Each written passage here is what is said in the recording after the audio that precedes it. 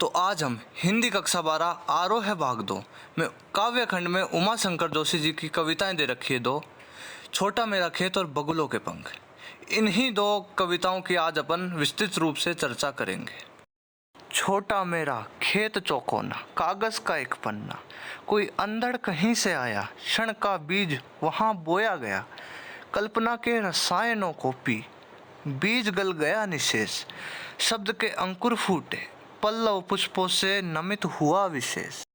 अर्थात कवि यहाँ कहता है, मैं भी एक प्रकार का किसान हूँ। कागज का एक पन्ना मेरे लिए छोटे से चौकोर खेत के समान है। अंतर इतना ही है कि किसान जमीन पर कुछ बोता है और मैं कागज पर कविता उगाता हूँ। जिस प्रकार किसान की धरती पर फसल उगाने के लिए कोई बीज उगाता है, उसी प्रकार मेरे मन के अचानक आई आंधी के समान कोई भाव रूपी बीज न जाने कहाँ से चला आता है। वह भाव बीज मेरे मन रूपी खेत में अचानक बोया जाता है।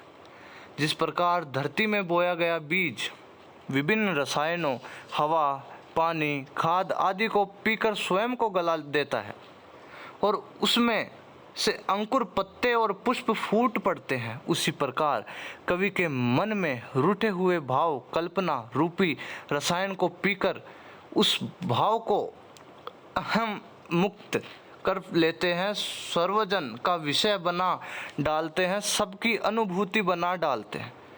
तब शब्द रूपी अंकुर फूटते हैं, कविता भाव रूपी पत्तों और पुष्पों से लदकर विशेष रूप में झुक जाती है, वह सबके लिए समर्पित हो जाती है। झूमने लगे फल, रस अलौकिक, अमृत धाराएं फूटती, रोपाई क्षण की, कटाई अनंतता की, लुटते रहने से जरा भी नहीं कम होती, रस का अक्षय पात्र सदा का, छोटा मेरा खेत चौकोना। अर्थात कवि कहता है, जब कवि के हृदय में पलने वाला भाव पककर कविता रूपी फल के रूप में झूमने लगता है, तो उसमें से अद्भुत अलौकिक रस झरने लगता है, आनंद की अमृत जैसी धाराएं फूटने लगती है। सचमुच किसी भाव का आरोपण एक विशेष क्षण में अपने आप दिव्य प्रेरणा से हो जाया करता है, परंतु कविता के रूप में उसकी फसल अनंत काल तक मिलती रहती है। कविता की फसल ऐसी अनंत है कि उसे जितना लुटाओ वह खाली नहीं होती, वह युगों युगों तक रस देती रहती है।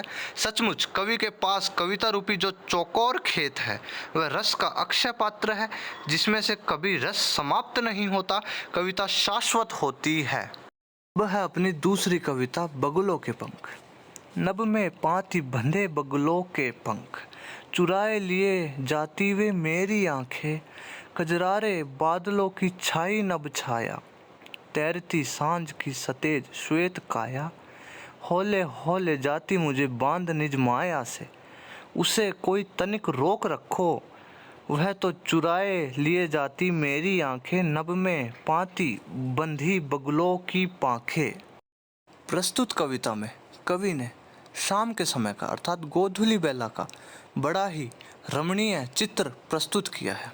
कवि कहता है, आकाश में बगुले अपने पंख फैलाए हुए पंक्तिबद्ध होकर विहार कर रहे हैं। उनमें इतना आकर्षण है कि वे मेरी आंखों को चुरा कर ले जा रहे हैं। आशय यह है कि मैं टकटकी लगाकर उन्हें निहार रहा हूँ।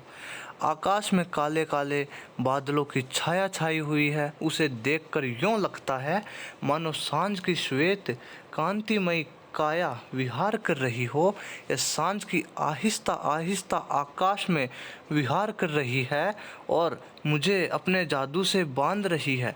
कवि को भय है कि ये रमणीय दृश्य कहीं ओझल ना हो जाए, इसलिए वह गुहार लगाकर कहता है, कोई तो उसे ज़रा सा रोक कर रखो। मैं इस दृश्य को और देर तक देखते रहना चाहता हूँ। इस सुरमय वातावरण के बीच पंख फैलाकर उड़ते बगुलों की पंक्तियाँ मेरी आंखें ही चुरा लेंगी। इन्हें रोको, मैं इनके सौंदर्य में डूबा जा रहा हूँ। Thank you very much.